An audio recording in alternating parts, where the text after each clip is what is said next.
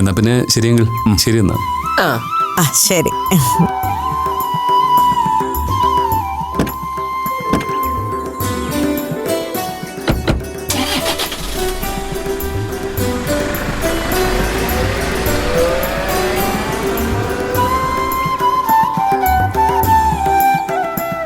പുറമേയുള്ള ഈ മസിൽ പിടുത്തേ ഉള്ളൂ. ആള് പാവുക.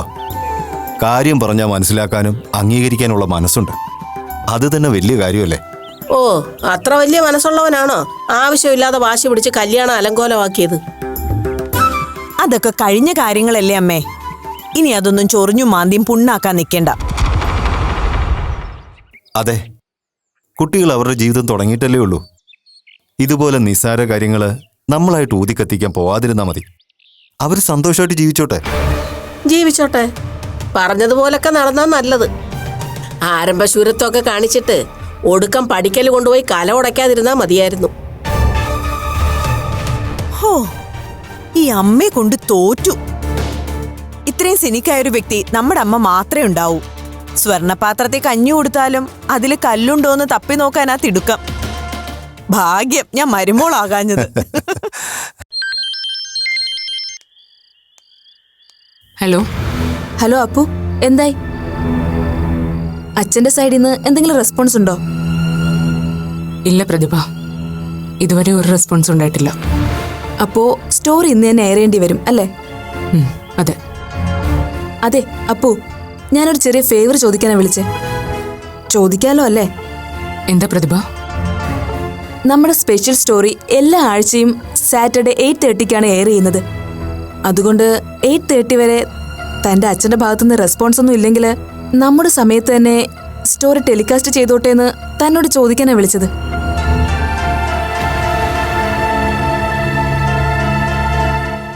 അരമണിക്കൂർ ഡിലേ വന്നാല് നമ്മുടെ റെഗുലർ വ്യൂവേഴ്സ് സ്കിപ്പ് ആവാൻ ചാൻസ് ഉണ്ട്. താൻ ഓക്കെ പറഞ്ഞ നമുക്ക് പതിവ് പോലെ 8:30-ക്ക് തന്നെ സ്റ്റോറി ഓണെയർ ആകും. അതല്ല 9 o'clock വരെ വെയിറ്റ് ചെയ്യാനാണ് താൻ പറയുന്നതെങ്കിൽ ഞങ്ങൾ വെയിറ്റ് ചെയ്തോളാം. കുഴപ്പമൊന്നുമില്ല. എന്ത് വേണം?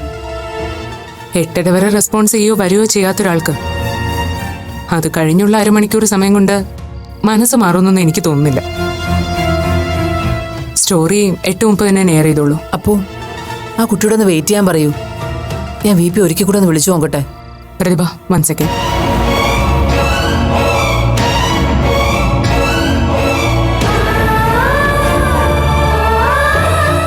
VP ഫോൺ സ്വിച്ച് ഓഫ് ചെയ്തിരിക്കുക. ഓക്കെ പ്രതിഭ, സ്റ്റോറി 8:30 എയർ ചെയ്തോളൂ. എനിക്ക് സമ്മതമാണ്. Okay, by.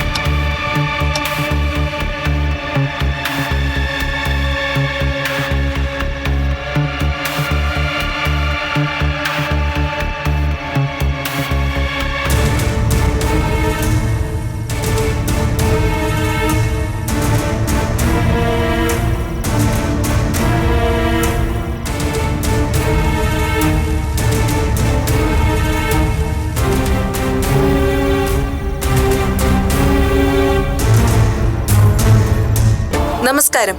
അതിജീവിതകളുടെ കഥ പറയുന്ന ഹെയർ സ്റ്റോറിയിലേക്ക് എല്ലാ പ്രേക്ഷകർക്കും സ്വാഗതം. ഇത്തവണ ഹെയർ സ്റ്റോറി തികച്ചും വ്യത്യസ്തമായ ഒരു വ്യക്തിത്വത്തിന്റെ കഥയാണ് ചർച്ച ചെയ്യുന്നത്. ഇത് അപ്പു. തന്റെ പെൺ ശരീരത്തിനുള്ളിൽ ഒരു ആണിന്റെ മനസ്സാണെന്ന് തിരിച്ചറിഞ്ഞപ്പോൾ താൻ ആഗ്രഹിക്കുന്ന ജീവിതം തിരഞ്ഞെടുത്തതിന് വലിയ വില നൽകേണ്ടി വന്നു അപൂർവ എന്ന ഈ അപ്പുവിന്. ഉയർന്ന ജീവിത സാഹചര്യത്തിൽ വളർന്നിട്ടും ഈ ഒരൊറ്റ കാരണം കൊണ്ട് തന്നെ ഒരിക്കൽ വീട് വിട്ട് ഇറങ്ങേണ്ടി വന്നു അപൂർവയ്ക്ക്. മാറി മറിഞ്ഞ ജീവിത സാഹചര്യത്തിൽ അപ്പു എന്ന ഈ ആൺപിറപ്പ് അവന് വേണ്ടി മാത്രമല്ല പൊരുതുന്നത്. താനൊരു ട്രാൻസ്ജെൻഡർ വ്യക്തിയാണെന്നൊരൊറ്റ കാരണം കൊണ്ട് തന്നെയും അമ്മയെ ഉപേക്ഷിച്ചു പോയ അച്ഛനെ തങ്ങളുടെ ജീവിതത്തിലേക്ക് മടക്കി കൊണ്ടുവരുവാനുള്ള നിയമവഴികൾ തേടുകയാണ് അപ്പു. മകനോ മകളോ ട്രാൻസ്ജെൻഡർ വിഭാഗത്തിൽ പെട്ടവരായതുകൊണ്ട് കുടുംബം ഉപേക്ഷിച്ചു പോകുന്ന അച്ഛനമ്മമാരുടെ കഥ കേരളത്തിന്റെ പരിഷ്കൃത ചുറ്റുപാടിൽ ആദ്യത്തേതാകട്ടെ. പക്ഷേ സ്വന്തം ജീവിതം താൻ ആഗ്രഹിക്കുന്ന ജെൻഡറിൽ ജീവിക്കാൻ തീരുമാനിച്ചതിന് തന്റെ അമ്മയെ തനിച്ചാക്കി പോയ അച്ഛനെ തിരിച്ചു പിടിക്കാൻ അപ്പു നടത്തുന്ന ഈ ഒറ്റയാൾ പോരാട്ടം സമൂഹ മാധ്യമങ്ങളിൽ ചർച്ചയാവുകയാണ്.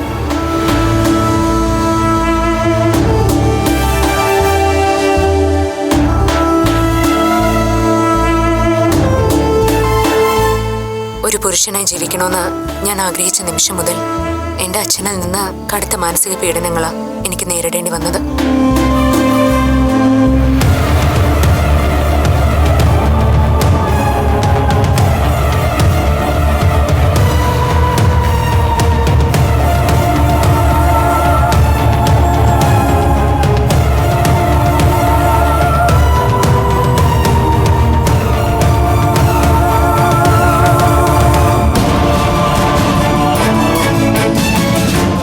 ഇയാൾ ആളൊരു തോൽവി തന്നെയാണല്ലോ.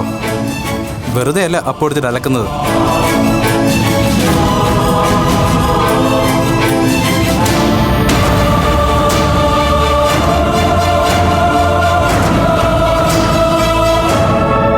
നീതിക്ക് വേണ്ടിയുള്ള അപ്പുവിന്റെ ഈ പോരാട്ടത്തിന് ന്യൂസ് സ്റ്റോറിയുടെ എല്ലാവിധ ആശംസകളും.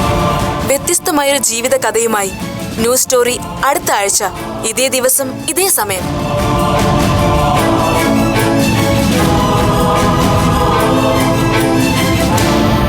അപ്പു ഇതെന്ത് ഉദ്ദേശിച്ചുള്ള പുറപ്പാടാ? ഇതുകൊണ്ട് അവൾക്കോ ഗീതയ്ക്കോ പ്രത്യേകിച്ച് എന്തെങ്കിലും നേട്ടം ഉണ്ടാവുമെന്ന് എനിക്ക് തോന്നുന്നില്ല. മറിച്ച് വിജയുടെ വാശി ഒന്നുകൂടെ കൂടുകയുള്ളൂ. അതിനെപ്പറ്റിയ മമ്മി ഞാനും ആലോചിക്കുന്നത്. അങ്കിളിനെതിരെ ഇങ്ങനൊരു ആയുധം കരുതി വെച്ചിട്ടുണ്ടെന്ന് അപ്പു എന്നോടൊന്ന് സൂചിപ്പിച്ചിട്ട് പോലുമില്ല. ഞാനിത് അറിഞ്ഞിരുന്നെങ്കിൽ ഈ ന്യൂസ് ടെലികാസ്റ്റ് ചെയ്യാൻ ഞാൻ അവളെ പ്രോത്സാഹിപ്പിക്കില്ലായിരുന്നു. ഇത് അവളുടെ സ്ഥിരം പരിപാടി ആന്റി. എല്ലാ കാര്യവും എല്ലാവരും അവളോട് ഷെയർ ചെയ്യണം. പക്ഷെ അവളുടെ മനസ്സിൽ എന്താണെന്നോ എങ്ങനെയാണത് നടപ്പിലാക്കാൻ പോകുന്നെന്നോ ഒരാളോടും അവള് പറയില്ല. ഇപ്പൊ മനസ്സിലായില്ലേ അവൾക്ക് എന്തെങ്കിലും കാര്യസാധ്യത്തിന് മാത്രം മതി നമ്മളെന്ന്. എന്തായാലും അവളെ കാണിച്ചത് ഭയങ്കര ബോറായിപ്പോയി. VP അങ്കിളിനെ ഇത്രയ്ക്ക് അങ്ങോട്ട് ഇൻസൾട്ട് ചെയ്യേണ്ടിയിരുന്നില്ല. എന്നുവെച്ച് അപ്പുവിനെ അങ്ങനെ അങ്ങ് ബ്ലെയിം ചെയ്യാൻ പറ്റില്ല മാളു. ഈ അവസ്ഥയില് അങ്കിൾ അപ്പുവിനോടും ഗീതാന്റിയോടും കാണിച്ചത് ന്യായീകരിക്കാനാവാത്ത തെറ്റ് തന്നെയാണ്. എന്തോ എനിക്കങ്ങനെ തോന്നുന്നില്ല. അപ്പുവിന്റെ ഇഷ്ടം തിരഞ്ഞെടുത്ത പോലെ അങ്കിളിന് അങ്കിളുടേതായ ഇഷ്ടം ഉണ്ടാവില്ലേ? അങ്കിൾ അങ്ങനെ മാറി താമസിക്കാൻ ആഗ്രഹിക്കുന്നെങ്കിൽ അതിന് അങ്കിളിനെ ഇങ്ങനെ പബ്ലിക്കായി ക്രൂശിക്കേണ്ട കാര്യമൊന്നുമില്ല. മാളു പറഞ്ഞതിലും കാര്യമുണ്ട് ജോബിൻ. അപ്പുവിന്റെ ഈ പ്രവൃത്തി അല്പം കൈവിട്ട കളിയായി പോയിന്ന് എനിക്കും തോന്നുന്നു. ഞാൻ മനസ്സിലാക്കിയെടുത്തോളം അപ്പു വളരെ ആലോചിച്ചിട്ട് തന്നെയാവും ഇങ്ങനെ ഒരു തീരുമാനമെടുത്തത്. തനിക്ക് എന്തെങ്കിലും സംഭവിച്ചു പോയാൽ ഗീത ആന്റി തനിച്ചാവരുതെന്ന് അവൾ ആത്മാർത്ഥമായിട്ട് ആഗ്രഹിക്കുന്നുണ്ട്. അതുകൊണ്ട് വിജയങ്ങളുടെ മടക്കിക്കൊണ്ടുവരാനുള്ള അപ്പുവിന്റെ അവസാനത്തെ ശ്രമമായിരിക്കണോ ഇത്? അവസാനത്തെ ശ്രമമോ? നീ എന്താ ജോബിൻ അങ്ങനെ പറഞ്ഞത്? ഞാൻ പറഞ്ഞത് സത്യമാ മമ്മി. അപ്പോ വളരെ ഗുരുതരമായ ഒരു അവസ്ഥയിലൂടെയാ ഇപ്പൊ കടന്നു പോകുന്നത്. സർവൈവ് ചെയ്യാനുള്ള ചാൻസ് 50-50. ജീസസ്, നീ എന്താ പറഞ്ഞത്? അപ്പുന് എന്താ പ്രശ്നം? മമ്മിയെ മാളുവിനെ ഒന്നും അറിയിക്കരുതെന്ന് അപ്പു പ്രത്യേകം പറഞ്ഞതുകൊണ്ടാ ഇതുവരെ ഞാൻ നിങ്ങളോട് ഇതേക്കുറിച്ച് ഒന്നും പറയാതിരുന്നത്. അപ്പുവിന്റെ ആരോഗ്യസ്ഥിതി ഓരോ ദിവസം കഴിയുന്തോറും അപകടത്തിലായിക്കൊണ്ടിരിക്കുക. എന്താ അവൾക്ക് പറ്റിയത്? അപ്പുവായിട്ട് തന്നെ വരുത്തി വെച്ച കുഴപ്പങ്ങള് പീരീഡ്സ് എക്സ്റ്റെൻഡ് ചെയ്യാനും ബ്ലോക്ക് ചെയ്യാനും ഒക്കെ ആയിട്ട് മറ്റാരും അറിയാതെ അവൾ സ്വയം മെഡിസിൻ എടുത്തിരുന്നു. അത്തരം ഡ്രഗ്സുകളുടെ അമിതമായ ഉപയോഗം മൂലം ഉണ്ടാകുന്ന ചില കോംപ്ലിക്കേഷൻസ്. അതിപ്പോൾ അക്യൂട്ട് സ്റ്റേജില് യൂട്രസ് റിമൂവല് ഇമ്മീഡിയറ്റ് റെമഡി. പക്ഷെ സർജറിക്ക് പോലും ഇപ്പൊ അവള് ഫിസിക്കലി ഓക്കെ അല്ല. ഇനി അത് നടന്നു കഴിഞ്ഞാലും സർവൈവ് ചെയ്യാനുള്ള ചാൻസ് റിസ്ക് പോയിന്റില്. ഒന്നും ഉറപ്പ് പറയാൻ പറ്റില്ലെന്നാ ഡോക്ടർ സ്റ്റെല്ല മേരിയുടെ അഭിപ്രായം. ഇതൊക്കെ ഗീതയ്ക്കറിയാമോ? യെസ്, എനിക്ക് ആന്റിയോട് പറയേണ്ടി വന്നു. അപ്പോന് അവൾക്കറിയോ? ഞാനോ ഡോക്ടറോ പൂർണ്ണമായി അവളോടൊന്ന് റിവീൽ ചെയ്തിട്ടില്ല. പക്ഷേ അവൾക്ക് ഏകദേശം എല്ലാം മനസ്സിലായിട്ടുണ്ടെന്ന് തോന്നുന്നു. ഇന്ന് ഈ സ്റ്റോറിയിലൂടെ വിജയങ്ങളെ തിരിച്ചു പിടിക്കാനുള്ള ശ്രമം അതിൻ്റെ സൂചന തന്നെയാണ്. എനിക്കങ്ങനെയാ തോന്നുന്നത്.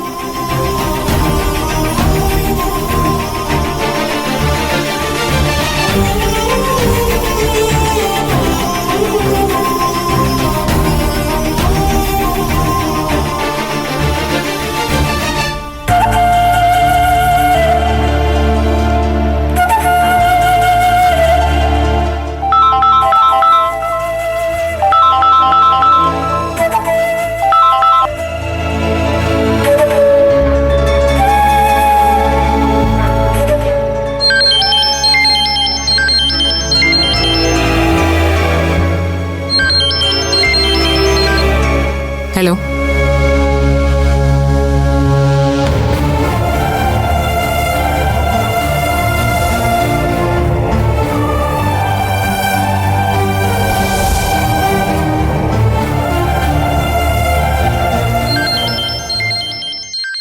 അതൊന്ന് സ്വിച്ച് ഓഫ് ചെയ്ത് വെക്കോ.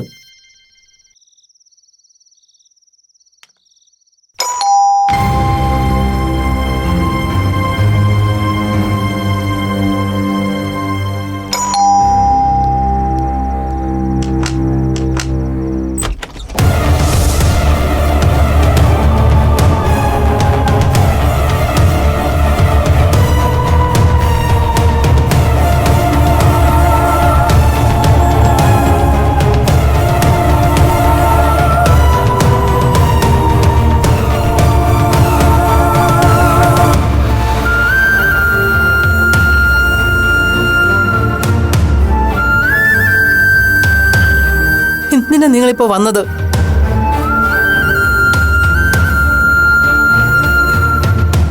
നിങ്ങൾ വരരുതായിരുന്നു വി പി, വരരുതായിരുന്നു.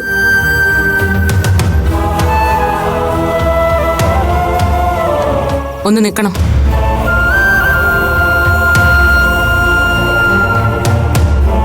ഒൻപത് മണിവരെ സമയം അനുവദിച്ചു എന്നത് സത്യമാണ്. പക്ഷേ ഷെഡ്യൂൾ ചെയ്ത സ്റ്റോറി 8:30 തന്നെ എയർ ചെയ്യണമെന്ന് വാർത്തെടുത്ത ചാനലിന് നിർബന്ധമുണ്ടായിരുന്നു. 8 മണിവരെ കാണാത്തതുകൊണ്ട് ഞാൻ അതിന് സമ്മതം നൽകി. ആ സ്റ്റോറി ഇപ്പോൾ ടെലികാസ്റ്റ് ചെയ്തിട്ടുണ്ട്. അത് തടയാനാണ് തിരിച്ചു വന്നതെങ്കിൽ അതുകൊണ്ടൊരു പ്രയോജനമില്ല. വേണമെങ്കിൽ തിരിച്ചു പോവാം.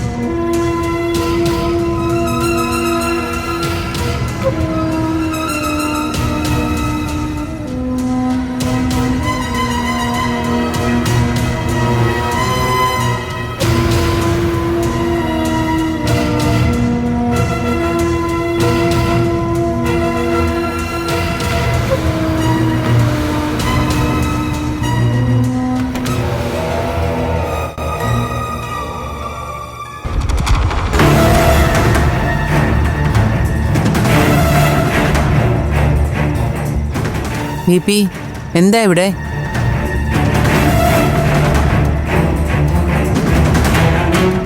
എന്താന്ന്?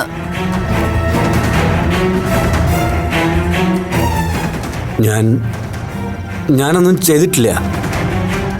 ഒന്നും ചെയ്തിട്ടില്ല.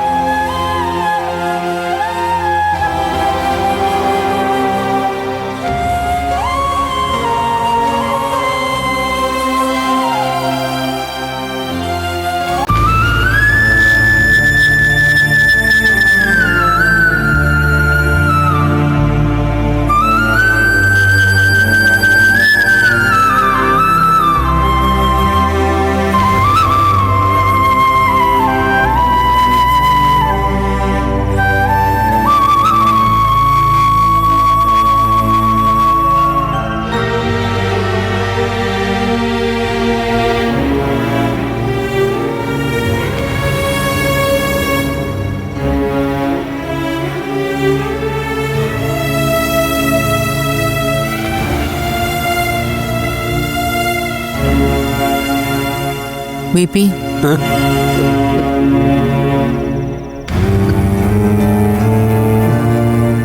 പറയാനുള്ള രീതിയിലെല്ലാം ഞാൻ വി പിയോട് പറഞ്ഞതല്ലേ തിരിച്ചു വരണമെന്ന്. ഞാൻ മാത്രമല്ലല്ലോ, അപ്പവും വക്കീലും ഒക്കെ പലവട്ടം പറഞ്ഞില്ലേ. അപ്പോഴൊക്കെ വി പി സ്വന്തം വാശിയിൽ ഉറച്ചു നിന്നു. അപ്പൂനും വാശി കൂടി.